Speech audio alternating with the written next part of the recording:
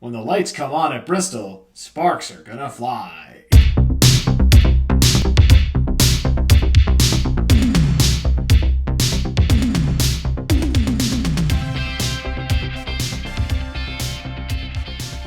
Well, hello everyone, and welcome to Flashback to the Trap. I believe this is episode 53. And as always, we're presented by Blue Emu, and as always, I am joined by my good friend, James. James, what's going on, buddy? Oh, not much. I'm wearing my glasses today, which is nice. Yes, I can see the reflection. The reflection off your glasses a little bit there. It looks kind of cool. Yeah, look like Clark Kent with a ponytail. James, we did a whole month talking about trucks, right? Mm-hmm. And we liked trucks so much that we decided to again talk about trucks this week. We're talking about NASCAR trucks, though. The super trucks. Whoa, Mark. It ain't no super trucks. Hold on there. These are NASCAR Craftsman trucks. The Craftsman trucks. Built with Craftsman tools that you can get at Sears. I think you can go get them at like Lowe's nowadays. But yeah, back with the corporate sponsor, Craftsman Truck Series days. I don't know. I feel like that was the coolest era. You know, like Marcus Lamo just announced recently that he was going to bring back Camping World as the title sponsor for the Truck Series. So now it's going to go back. Part 2, Electric Boogaloo. Yes. Yeah. So, I mean, I don't know. Maybe it'd be nice to see whoever owns Craftsman nowadays for them to want to take that stake. But I feel like Marcus Lamo is going to always sponsor the Truck Series. He just has that kind of corporate cash. Well, the problem with Craftsman is the tools have a lifetime warranty. They never break. So you only have to buy them one time. God, I buy Craftsman tools once and I'm set for life. So, I mean, yeah, I'll be honest. I'd rather have Craftsman tools over Snap-on tools at times. Yeah, I'll be straight. I'd rather do that. So, so this race we're talking about Bristol, James, because it's Bristol week, and I love Bristol. Bristol's awesome, man. Bristol's one of the best tracks on the circuit. Always circle it when it comes up, because like, who doesn't love short track racing, right? And short track racing is how the Truck Series began. It began racing on short tracks. And first off, if you find this race, the 1999 Coca-Cola Family 200 on YouTube, the intro is incredible. The intro is the most 90s intro ever. Absolutely love it. And you know, James, when the lights come on at Bristol, sparks are going to fly. Oh, yeah, because, you know, really you can only see sparks at night. So Eddie Murphy thinking right there, but it's a valid point. I mean, and that's the thing about this place. Everyone has seen a Bristol day race, and it's still a crazy action-packed circus of an event. But there's just something about Bristol at night. I went there once in 2016, and it's just something to behold, to see what was built up. And even so, at this time in 1999, like this Coliseum look of Bristol is kind of taking shape, you know what I mean, Mark? Because it kind of like built up over the decades. So, yeah, there's just something about this place at night, man. How many lights do you think they use to light up that place? Well, I just lost one of mine, so hopefully their lights are better than mine. They're Muscos. I look like I'm in one of those like cop documentaries where they hide half of my face. Or if you don't know me, my name's Snake. I got the product. This race was on a Saturday night, which is rare for the trucks. Truck racing on a Saturday night. And it was in June. And it was not part of a Cup weekend. It was trucks only at Bristol in June of 1999. Yeah, it's just cool that this series, you know, back at this point still had standalone races. So 1999, what's that, 21 years ago? Man, it's crazy to think that's the age of somebody who can drink nowadays. It's been that much time. And this really was the golden era of the Truck Series. If you want to go back and watch Truck Series races, these are the years to watch, like 98, 99. It's full of these like mature drivers in their 30s and 40s who are still trying to make it to the Cup Series. You know, like it's a haven for like these established regional drivers that go to carve out a career in NASCAR, because so many NASCAR team owners decided to start Truck Series teams and they needed drivers to fill them. And at this point, trucks really weren't seen as kind of like a feeder system, you know, to the Cup Series. It was very much kind of like its own thing. Now, some guys did go on eventually to Cup. Few were unfortunately successful, but Mike Skinner went to Cup, you know, Musgrave. Sorry, not Musgrave. He went back to trucks later. Sprague went to Cup. Hornaday, Mike Bliss. So guys do eventually go to Cup, but it's kind of, James, like not like a regional series. Like it's nationally popular, but it still kind of has that regional feel because they go to these short tracks. It's got a regional feel for sure, but definitely at this time, 1999 was the year where the secret was out. I mean, this series was about tough trucks and tough racing, and that's what makes this series so great, along with, the short tracks. But what the short tracks bring are kind of beating and banging kind of racing that help portray this mentality of tough trucks and tough racing. And a lot of that was portrayed in NASCAR's latest campaign, which was This Is NASCAR. It's the second year of this campaign. This year specifically, they wanted to highlight the Busch Series and the Craftsman Truck Series. They wanted to make it known that those were their top major touring series. So, I mean, like these ads back in the day, I love them because it's just all beating and banging, cliches about trucks that you just throw out the window because these aren't any trucks, they're Craftsman trucks. So, James, some big factors to talk about in the Truck Series of this time is that shared very few weekends with the Cup Series, as we've mentioned. Like they really just like Martinsville and Richmond were the only times they were with the Cup Series. They were kind of there, just always off on their own. They did the diverse races on those regional ovals and road courses, which is cool because they went to multiple road courses back then. I mean, those road courses were definitely in untapped market as well, man. Places the Cup Series or the Xfinity Series didn't even go at the time. Mm-hmm. Like my favorite was Portland by far. Like they went to Portland, they went to Watkins Glen, Topeka, really cool racetracks that now we only have one road course, which I kind of wish we had more, but it is what it is. And they expanded on to some super speedways like Texas, Michigan, Las Vegas, and Fontana. So some 2-mile tracks. They're yet to go to Daytona, but expanding to some bigger, higher speed racetracks. I think it was already announced, or it might have been announced probably a few months later, that they were going to go to Daytona, which helped even solidify the series more. I think the big move was Michigan in 1999, because for the manufacturer standpoint, I think this was the huge driving point of the series that pushed it to be as big as it is. The manufacturers loved seeing the trucks run at Michigan. And like you said, it was a standalone weekend. So for them to have that kind of impact and in 1999 for Michigan to be on the truck schedule, that was big because that was probably one of the fastest tracks they went to, besides Texas, because Texas is always hands down the fastest track, but you probably get more top speed at Michigan, you know what I mean? Yeah, and James, this broadcast on ESPN2. So because, it's trucks, they probably pushed them to ESPN2. I'm sure there's something else going on Saturday night, which is unfortunate, but, it's just as good, right? What do you mean? ESPN2 is even cooler. It's got the 2. It's so extreme. Yeah, it should be so lucky to be on ESPN2. Come on, man. 2. And we have our ESPN guy, Marty Reed, up in the booth as our play-by-play commentator, along with the man, the myth, the legend, Mr. Benny Parsons. Benny Parsons. Always a good voice to have at Bristol. We have pit reporters Amy East. Good luck, girl. You have an ear infection. I'm so sorry. And Dave Burns, who makes Dr. Seuss look bad. Jack Sprague cannot call his truck is Humpty Dumpty.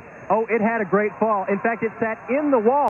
He's very in touch with what's happening and can come up with some of the best one-liners during a race. So we love Dave Burns on this show. Dave Burns is still rocking pit roads 21 years later in all different series. We love Dave. He's never going to stop. Hopefully. Well, I don't know. Dave, you do you. And kind of looking into the championship at this point in the 1999 season. First off, it's like Bristol. It's kind of weird to see that it's Bristol, and it's only race number 9 in the season. So it's very early kind of in the season. We haven't even reached the halfway point yet, I'd say, but it's already June.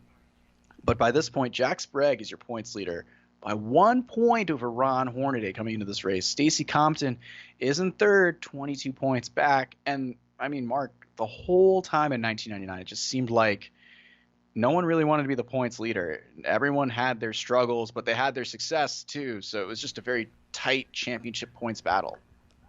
Yeah, it was lots of comers and goers, and when they show the top 5 before the race, I'm like, oh man, Biffle's 150 back. But then I remembered, wait, didn't you get 180 for a win back then? So really, he's within one race of the lead still. Mm-hmm. So it's still a very close race. And a lot of cool names in the top 10 in points this time, guys that you don't think about a lot. So, man, like just looking back, like I get so nostalgic about like 90s trucks. It's just such an awesome time for NASCAR. Mm-hmm. I mean, it's such a good time. The pre-race notes. So, Ron Hornaday probably had one of the most dominant trucks in the last couple of Bristol events, but it didn't seem like he had the same truck because problems in qualifying relegated him to a 24th starting position, and that meant he had to pit on the back straightaway. Now, fans nowadays are like, oh, it's no biggie. Well, back in the day, the pitting on the backstretch wasn't as great because the thing was, if you had to come in for a pit stop, no matter what, under the green, you always had to enter off of turn 4. So, like if you were pitting, for example, on the front straightaway, which is off of turn 4 going into turn 1, and you were pitted in that straightaway lot, you only had to go from the entrance on turn 4 out to turn 1. That was it. If you were on the back straightaway, you had to start from turn 4, go all the way around, and then pit on the back straightaway, and then finally exit the pits out of turn 3 on the entrance of turn 3. So it's a huge disadvantage to pit on the back straightaway. The only person that's ever done it back with that configuration was Davey Allison in 1990 during the Spring Cup race. It's insane that no one's ever done that. And actually, since then, it did happen one more time before they changed that rule. Elliott Sadler did it when he won his first Cup race, I believe, in 2001. Wow. I remember in NASCAR Thunder 03, the Lightning Challenge, where he's like, where you have to, stay out on old tires as Elliott Sadler, and he's like, and we had a backstretch pit, and only one person's ever won. And now we know it's Davey Allison, because we did our research. So. Yep. Jack Sprague, though, so he crashed in practice, our point leader, but his team opted not to go to a backup truck. They repaired the nose very quickly in less than an hour, got him out in time to qualify third. So this race is going to be 200 laps. Now, you're saying that's 200 laps. Well, that goes by pretty fast at Bristol when you're flying around here around 16, 17 seconds. So keep that in mind. And finally, we have interesting pit rules back in this period of the Truck Series. So you can't change 4 tires and add fuel. You can take 2 tires and add fuel, and that's going to create a lot of strategy. So tires are important. We know that the surface is pretty abrasive, but what side matters and how much fuel do you need to make it to the end? It's going to create a lot of great strategy for the crew chiefs. Before the race, though, we have to have, the racing is fun. We have to have a little fun before the race. 5 drivers competed in the MTV Road Rules Challenge with Greg Biffle taking the win. I haven't watched that episode, so I don't know what the deal was, but Biffle was driving like a camper or a bus around Bristol, so it was kind of cool. Well, actually, it wasn't on any episode of the Road Rules because the season was already over. So this was actually a stunt from Fleetwood RV. And it was like a collegiate thing where they had 5 college students paired up with the 5 drivers, and they would race around the track. The winner would get a Fleetwood RV that was tricked out, customized by MTV Road Rules. And the competition was actually put on by Coca-Cola. So that was a cool stunt. I don't really see the value of Road Rules. I'm not a fan. I mean, I just don't know really of the show, but I don't like reality shows. But I like the stunt. It's really cool. You get to immerse NASCAR, one of their sponsors, bringing in outsiders. I think it's a cool promotion, man. You like reality shows. You like NASCAR Drivers 360. That's a reality show, James. Come on. I like My Life. That's a reality show. And at this point, James, Bristol can only seat 131,000 fans in the grandstands, but has 100 skyboxes. So building its way up to being the last great Coliseum at this time. Yeah, it's crazy to see that it's got like twice as much seating as normal football arenas at this period in time. And then it's got all these sweet boxes, and I think that was a big thing that they were really pushing. Obviously, the track continued to develop. This is only at its current period in 1999, so it continued to become the mecca that it is today. And James, it's time for our favorite segment. Strange starters. So first strange starter is one that you've probably heard of. At least I hope you've heard of. Mike Stefanik, the OG of the Whelen Modified Series and the Bushnell Series. He's driving the number 66 Carlin Burners and Control Chevy for Felon Motorsports. And this is his rookie season in the Truck Series. So Mike, at this point in his career, he dabbled a bit in the Truck Series, maybe trying to move up the NASCAR ranks, but he'll always be known as one of the winningest drivers in Whelen Modified history. So really cool to see him in this race. Yeah, I mean, it just the Truck Series gives everyone another opportunity to kind of get into that top level or major league of NASCAR. Kevin Harvick, in his second season in the Truck Series, driving the number 98 Porter-Cable Ford for Liberty Racing. That's right, Brad Doherty co-owned team.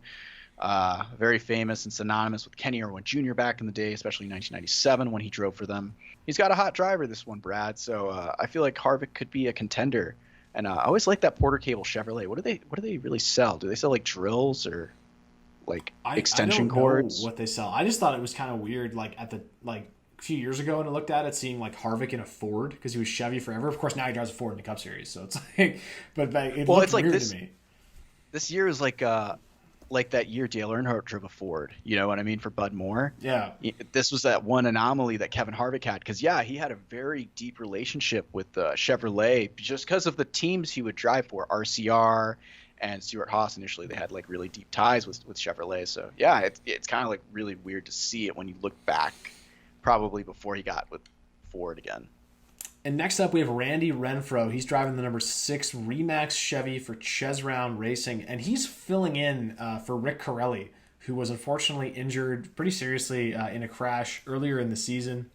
He only made 6 starts that year. He did not return, and the team ended up using several fill-in drivers. But Corelli was strong early in the year. Like, he won a race, and it's just unfortunate that he had that injury. But Renfro, gets in, does a decent fill-in job.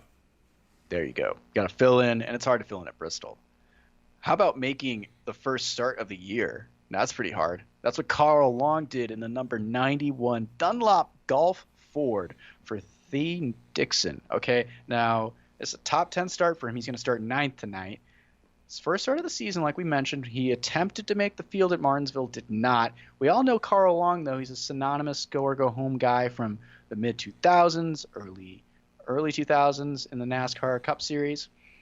In 1999, though, he would only make one more start in the Truck Series, and that would be at Louisville Motor Speedway. So, only made a handful of starts in 1999, but he's a synonymous name we all kind of know from the qualifying days. And sorry. I just wanted to shine. That's okay. I just wanted to shine a spotlight onto this guy because he's not really a strange starter, but kind of a point that we always make is this series really gives people another opportunity to extend their career. Drivers get a second chance in the Truck Series. I mean, this might have been Jimmy Hensley's third or fourth chance, but Jimmy Hensley, the number 43 Dodge Motorsports Dodge for Petty Enterprises, like we said, a great example of someone reinventing themselves in the series. He had been running in NASCAR since the 70s, notably capturing 9 victories in the Xfinity Series and finished second 3 times in the overall point standings in the Xfinity Series. This is crazy because he's 53 years old right now, and he's already scored 2 victories in the Truck Series. The second one came most recently at the beginning of the season at Martinsville. So it's kind of cool to see that Jimmy Hensley's still kicking, still doing good in the Truck Series, and you know what? He's making the King look good, and that can't hate when the King's doing good. That's always good, man. And it's a weird time for the King because they're running the Dodge factory truck team, but they're like a GM team in Cup, which is kind of strange because if you're not aware, at this time Dodge was in the Truck Series, but they didn't return to Cup until 2001. So it was just it would be like now if Toyota was only in Xfinity. It'd be kind of weird, right? But at this time, that's what was going on. Yeah, and it was important for Dodge to be here because at the time they were really trying to develop the engine because that's what the biggest thing you had to create to come back to the Cup Series was having that reliable engine platform. So that's what they were really doing in the Truck Series. And yeah, you think about it, Petty being one of those factory teams, got a lot of relationship with one manufacturer. You're not really getting much probably from the other because at the end of the day, everyone's competing against each other. Well, James, let's hop into the race, man. We gotta get this race started. Now, our pole sitter is Greg Biffle. Okay, the Biff. As we mentioned before, the Biff. Stick with the Biff. And Green flag flies, and immediately on the backstretch, he gets pinched down by Mike Wallace, who's not interested in giving anybody any room. And Biffle spins out, hits the inside wall, but he gets the truck going and stays on the lead lap. No caution, but he gets a caution. A couple laps later, when there's a large crash on the backstretch, unfortunately, Mike Stefanik is involved, but Biff stays on the lead lap. Yeah, unfortunately, Stefanik and the number 46 get involved, so that's a bummer for both those trucks. But you know what? We're still going to get back racing. And once we get back racing, it's hard not to notice that it's old school Bristol, Mark, because I love this analogy. The conveyor belt of trucks just around the bottom. Single groove, you stay on the bottom. That's where it's fast. If you got to go up top, better be a lap truck you're passing, and you better have some good rubber because there's no grip up there. And you know what? If you get stuck back up on the top, we might have heard this in restrictor plate racing back in the day. You get clotheslined. I mean, you got clotheslined at places like Bristol and Martinsville back in the day because the bottom was preferred, and if you got up top, going to the back. So I love this style of racing, Mark. This is probably my favorite Bristol configuration next to asphalt Bristol. Gotta love asphalt. This is my favorite Bristol by far before the reconfiguration in 2008. Mm-hmm. Like with the progressive banking. Like I just dug how it was one strategy. It was ride the bottom and use your bumper and move people out of the way. It was exciting. So it was fun. Yeah, and there was an art to this because like you could see throughout the race, guys would charge in hard in the corner, but you didn't have the run off, and that's where it was important to create the pass. You had to get under the driver right when you're coming off the corner, have that run coming into the corner so that they're not on the bottom groove anymore. And I mean, great racing throughout the first 20 laps until Mark, oh man, huge crash. Yeah, that seems to be a strategy. So Danny, sorry, not a strategy, a theme. Danny Bagwell goes hard into the wall. My strategy was to wreck. Yeah, I didn't want to be out there. So real hard into the wall, so we get a caution. And by this time, Ron Hornaday had to start 24th. He's already made his way up to 14th. Granted, he's had help from some cars or some trucks wrecking, but caution on lap 20, he's already up 10 spots. And under the caution break, we get a fun fact from Marty that the prior 5 short track races in 1999 had a different winner in each one. Yeah, that's right. I mean, you had Hornaday at Monroe, Corelli at Bakersfield, Hensley at Martinsville, Biffle at Memphis, and of course, Jack Sprague at Odessa. Who will win tonight? Will it be a 6 different winner? I think it might be this repeat winner. How about Stacy Compton? He could be the 6th winner. Stacy Compton, we get to find out, has a Pez dispenser in his truck. Mark, that's noise, okay? That's like on the level of Dick Trickle smoking during the caution breaks. Stacy Compton's going to relax with some candy, take the edge off, get a little sugar endorphins going. Not like Carl Edwards with his energy bar. Nah, Pez. I drink Gatorade fuel slush during the race because that's what I need. I need hot fuel slush. Oh, what was it? Wally Dallenbach Jr. used to eat what were those things? The caramel milk like taffy things in the little tubes, and he'd eat that while he was racing. It's like that's really disgusting if it's hot. There is a clip of it when he's running an Xfinity race. Like no offense, Wally. I just really want to know how you didn't get your gloves and steering wheel all sticky while you're doing that. I always wondered how they ate the stuff like with the helmet on. I don't know. I'll have to ask somebody. But yeah, it's like a magician's secret. Like we could know, but we could never reveal it to the rest of the world. But we have so much time to talk about this, Mark, because this caution took 10 laps to get cleaned up, and then we finally get a restart. Jesus Christ. Yeah, conveyor belt resumes, and then we find out from Benny that Jack Roush, the cat in the hat himself, is actually spotting for Greg Biffle at this truck race. So Jack Roush, man, just doing it all. And damn lap cars, James, or lap trucks, I guess, with the old layout of Bristol. Obviously, that lap traffic can seriously affect the leaders. And even the lap trucks want to stay on the bottom lane because they're in their own race, man. They're racing other lap trucks. Yeah, man. Hey, I got to race the people around me. I can't just bend over for you. I'm going to have to bend over for everybody, You don't want to be a pushover, and that's what these drivers are proving. They're tough customers. And that's the thing. Another thing, too, Mark, is when the field gets restarted, it's single file. Mm-hmm. So if, you start 14th, you're starting in row 14. You don't start in row 7 like nowadays, and you don't have the top to work. You're starting pretty far back, and track position is key at this place because Like, these trucks are proving you can go a lap down pretty quick and you could be in everyone's way. But you know what?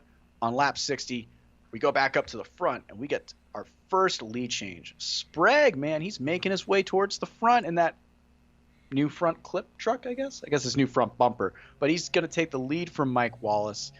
And then lap 70, our top 3 contender, our boy, the OG strange starter, Mike Bliss, unfortunately loses his motor in that beautiful number 99 Roush Racing XI Batteries truck, and he has to retire from the race. But now we get pit stops, James, and who doesn't love pit stops? Everybody comes down pit road, but they all take only right side tires. Mike Wallace Mike Wallace comes to enter his pit, and he kind of gets blocked in by Greg Biffle. Greg Biffle's got that number 1 pit box, the pole sitter, and maybe he gets a little payback for that lap 1 contact and blocks Mike into his pit box with a very aggressive sideways stop. I think it's only fair, man. You kind of just give it back to them any way you can, and I think those ways of payback, those are the creative ways, because it doesn't result in someone losing a truck and getting hit in the wall or a physical altercation. It's like, I wasn't happy with that. I'm going to show my displeasure by affecting your pit stop. That's just good. Drivers, take a note from that, please. All right, we'll get back to the podcast in just a moment. But first, let me tell you about an amazing product that I've come to know from Blue Emu, and that is Blue Emu Recovery Bath. Now, this product is amazing. You just drop it right into a nice lukewarm bath, or, if you like it cold, you can have it cold too. Just drop the bomb in and kabooey! It doesn't go kabooey, but it will foam and look beautiful and amazing, and then you're just like, whoa.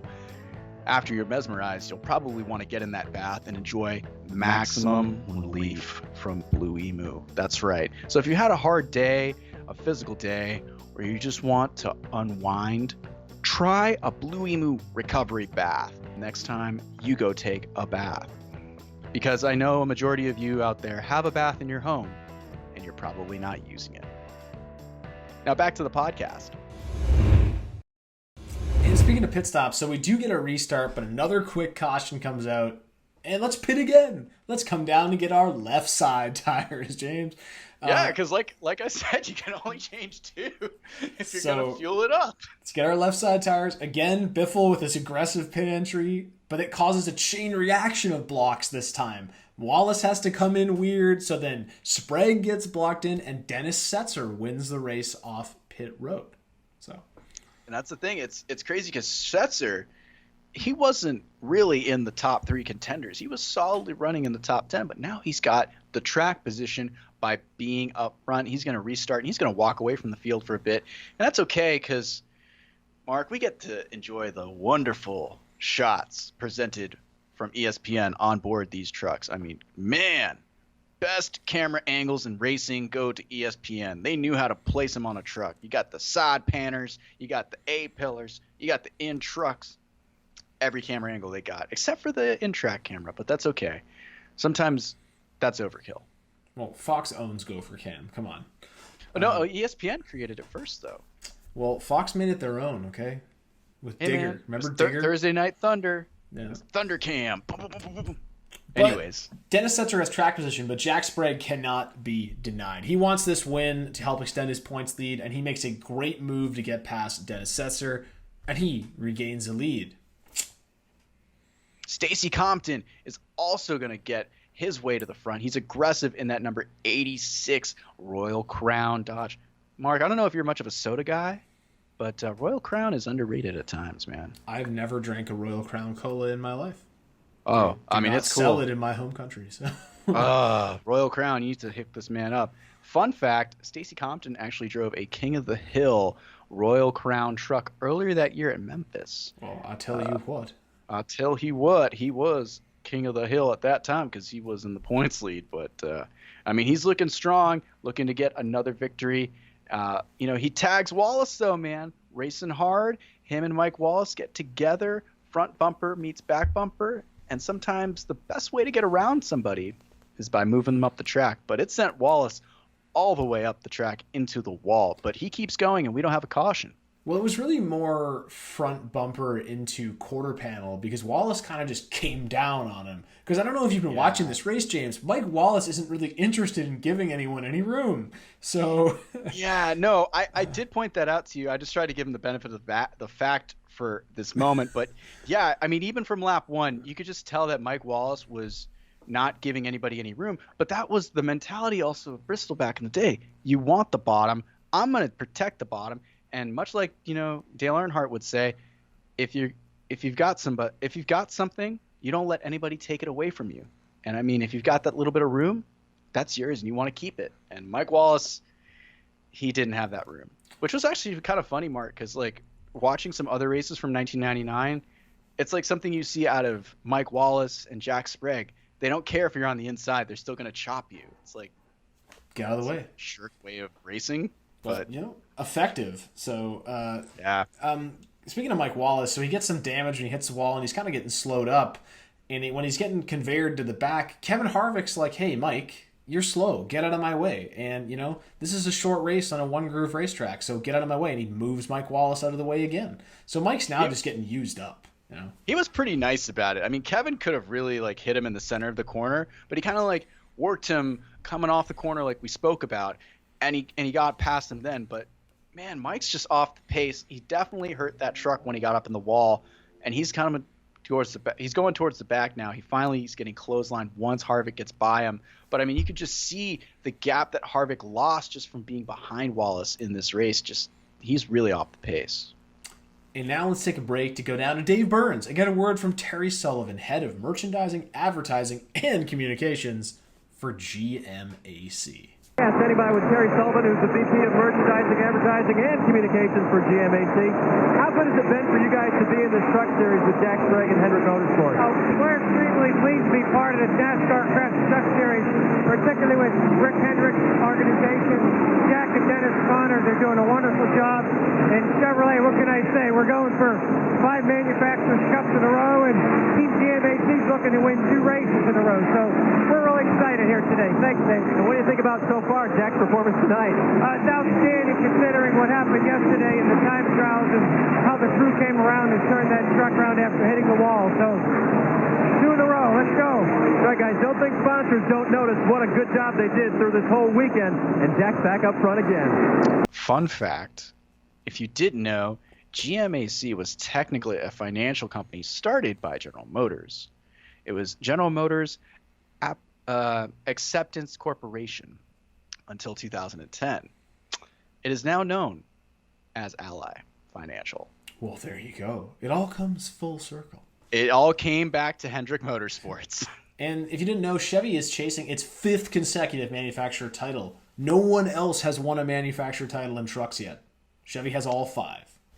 Yep, and it just shows like back then the manufacturer title was it was a very contested battle because there was a great parity between all the manufacturers, but I feel like the Chevy teams, they always just turned up, man. There's just something about that bow tie, especially the red outline bow tie. That was the best era of bow tie. And now it's 50 laps to go, and Lance Norrick spins out. So, question is, James. Conspiracy, yes. Yes. 50 laps to go. Are you going to make your final pit stop? Do you want tires, or do you want track position? Again, we discussed that for about 5 seconds, and everybody's on pit road taking right side tires, but Hornaday takes left sides. Yeah, so. he thinks he might need that extra grip on the left side, but it kind of just might work. I don't know. We'll see. It's crazy strategy, but also under this caution, Amy East gets a chance to catch up with the tallest man on pit road, Brad Doherty. I mean, it's true. He's standing up pretty tall. And he explains exactly why he's there at Bristol. What brings you to Bristol? What do you like about this place? Well, it's the excitement of Bristol. It's side-by-side racing, and I also want to see how my money's being spent tonight, getting beaten, banged up around this racetrack. Hey, Kevin's had an awesome year. Good luck to you and the entire Porter Cable team. I guarantee Harvick may be in victory lane sometime this season. He's doing a great job. He's had a loose truck tonight, but he's doing a great job. All right, there you go, guys. Oh, Brad. Mark, he's just trying to check where his money's being spent. That's clever. I like that about Brad. I got to check in on my team, make sure we're not. Do you think he's like one of those guys walking through the garage and he's like, "Why do we buy the good soda for the crew? Get the cheap soda." Yeah. I don't know Money, about like that. It does make me think back to some research I'm doing for another script, and it's interesting because at this time, you look at Brad Doherty in NASCAR. He's in the Truck Series. You know, a lot of other guys who came from professional sports who came into NASCAR, they went right for the Cup Series, or they aimed a little higher and went for the Xfinity Series, and they didn't last long. Doherty's still around today, and you see, look, he started in the Truck Series. He worked from the ground up to the top. I think that's probably the best thing to look at. If you're a professional athlete and you want to really understand how to get in the sport, look at the way Brad Doherty did it.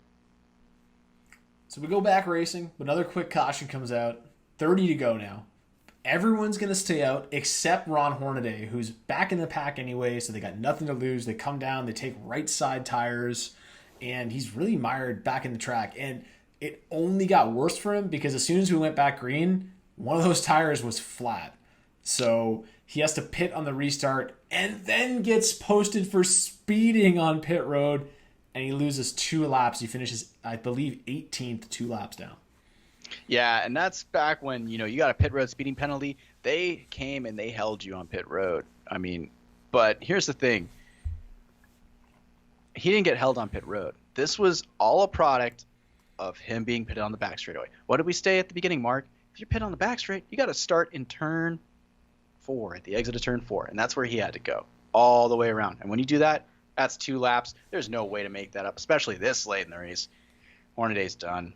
He's just going to have to wait for them to keep wrecking in front of him to make up positions. And you know what? We're going to see that probably pretty soon, Mark, because how about some more bumper use? Yeah, this time. Yeah, Jay Sauter. So he's going to be on the receiving end of Jimmy Hensley, our 53-year-old driver's bumper. And Jay doesn't hit anything, but we do get a caution. But they kind of handle this interesting, James. Yeah, I don't agree with it, and I'm pretty sure a lot of people don't. But Jimmy Hensley was black flagged for rough driving, and his penalty was to go to the back, the tail end of the longest line, which is unfortunate for Hensley because, I mean, Mark, I don't know if you see it this way. I just see it as a racing deal. Jimmy kind of got back in the throttle a little quicker than he probably anticipated Jay would have, and just tapped Jay, just the lightest of taps. And I thought Jay would have saved it, and probably we wouldn't have a caution, but unfortunately, he just had to lock it down and let it spin. Yeah, that was nothing.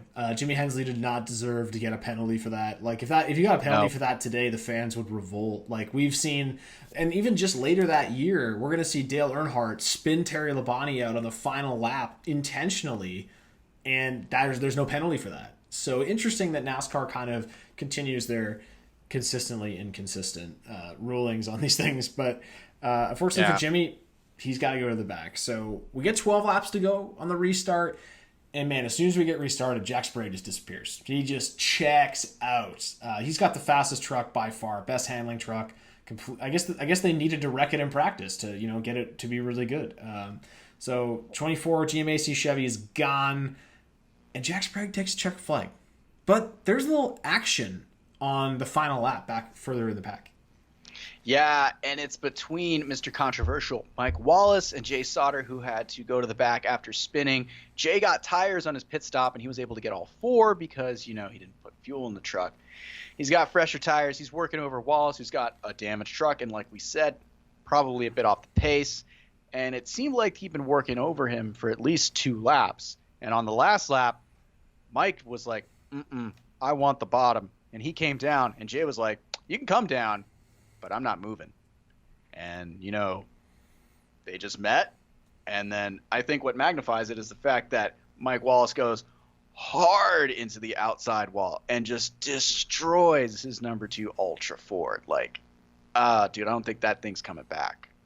Yeah, it's when we get the interviews later, Mike just he's a little diplomatic. He's very much like, he's upset, but he's like, it's racing, right? Like what goes around comes around, Threatening way. He's low key. Exactly. And then when we interview Jay Sauter, he's like, it's just a racing incident. I think these things happen, tough racing.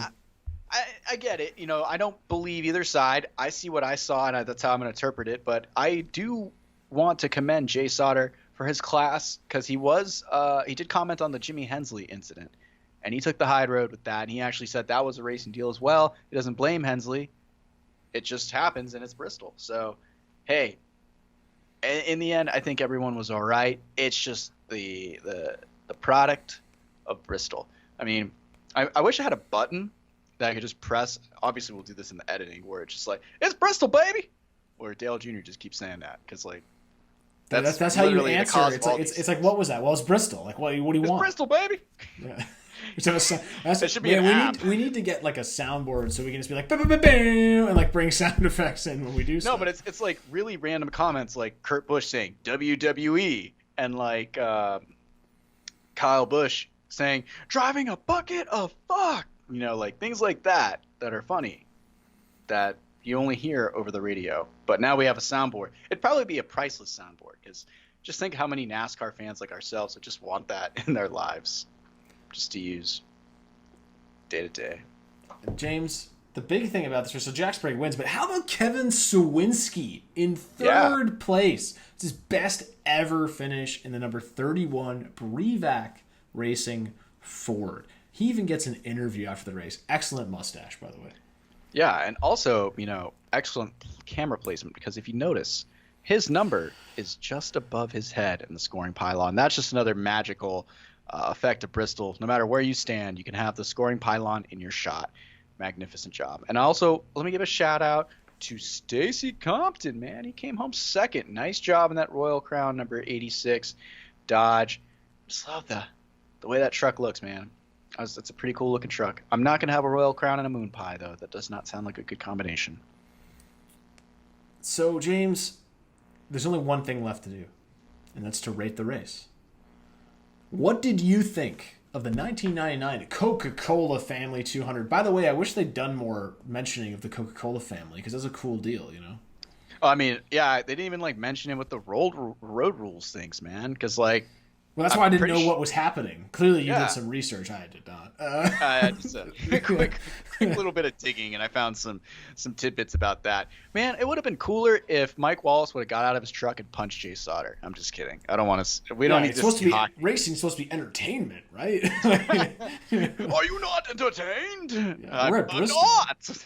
Come on. Well, man. I mean, because Mike Wallace went up and after the race, and he got his door up into the number 3, and you saw the crew members starting to get there, and officials were like, no, you get out of here. I like that.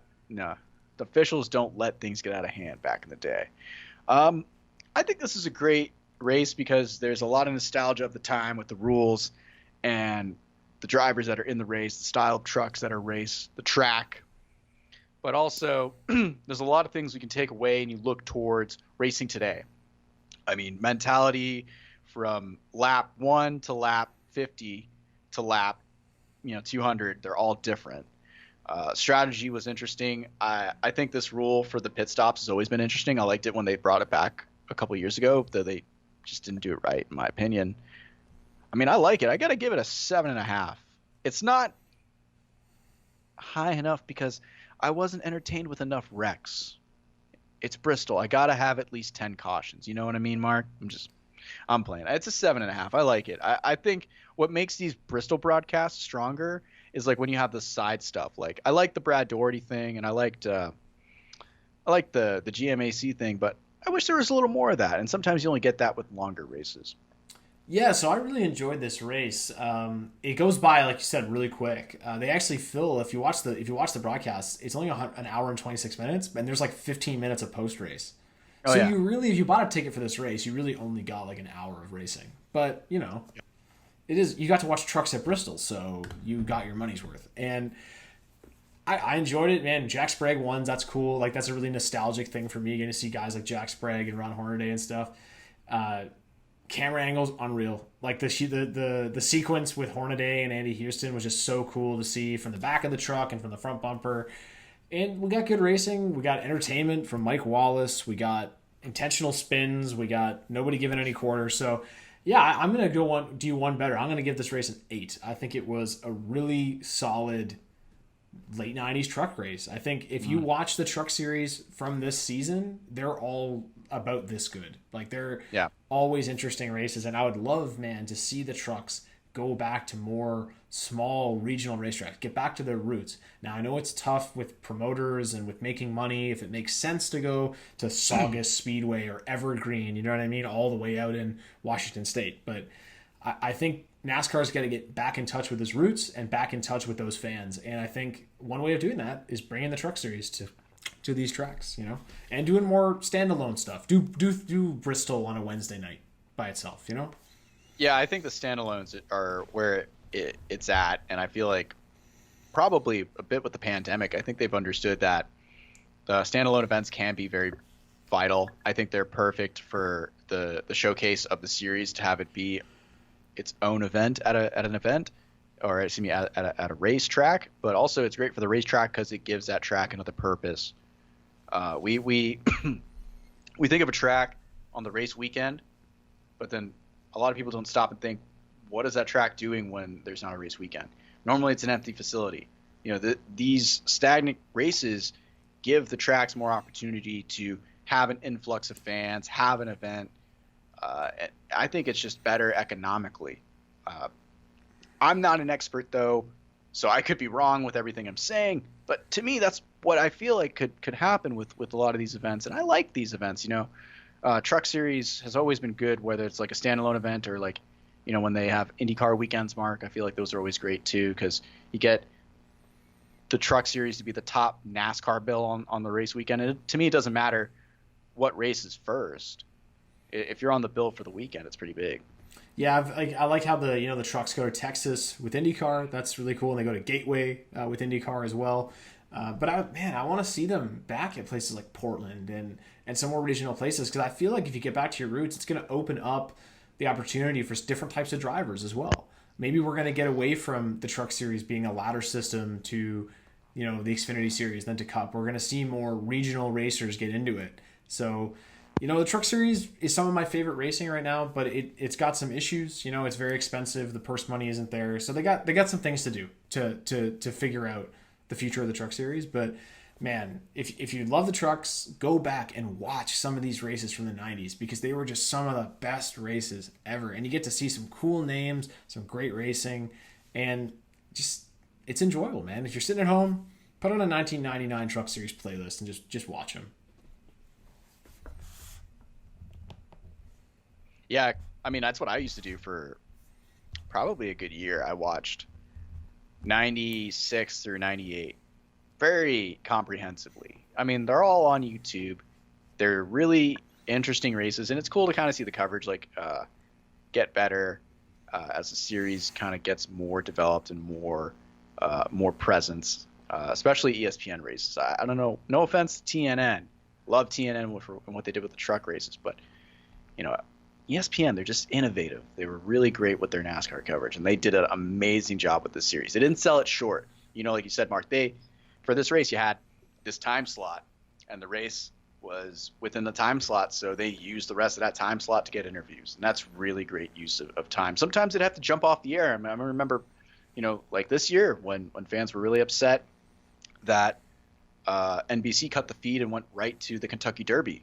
It's like, well, ESPN used to do it all the time with us back in the day. Mm-hmm. We never complained. It's just a product. You understand that with scheduling. So, you know, and you might not get post-race shows with some of the other races you watch, but you'll get quality commentary and quality camera work, especially those onboards. Yeah, man, all in all, like a great race. 7.5 from James, 8 from me, which is a 15.5, which is an average of 7.75 for this 1999 Coca-Cola Family 200 at Bristol. I think another 50 laps would have been good, though, because it was a really short race. So we could have added 50 laps. Remember those? That's the future, though, right? Remember those Sharpie 300 commercials? They're like, we're adding 50 laps to the Xfinity race. Now they're both 300 laps, those Xfinity races. So more laps. I mean, more laps, but I think 250 is good enough. But I think 200 was also solid. But, you know, it's up to the promoter, too. It's got what you got to sell, too. Yep.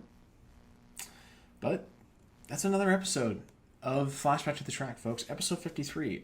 If you haven't checked out our interview with Ryan Vargas from last week, go check it out. We had a great time talking to Ryan. Good. Yeah, Vargas was cool, man. He's like 19 years old. He's got a great head on his shoulders. You know, he's gonna be a very successful driver. Cool.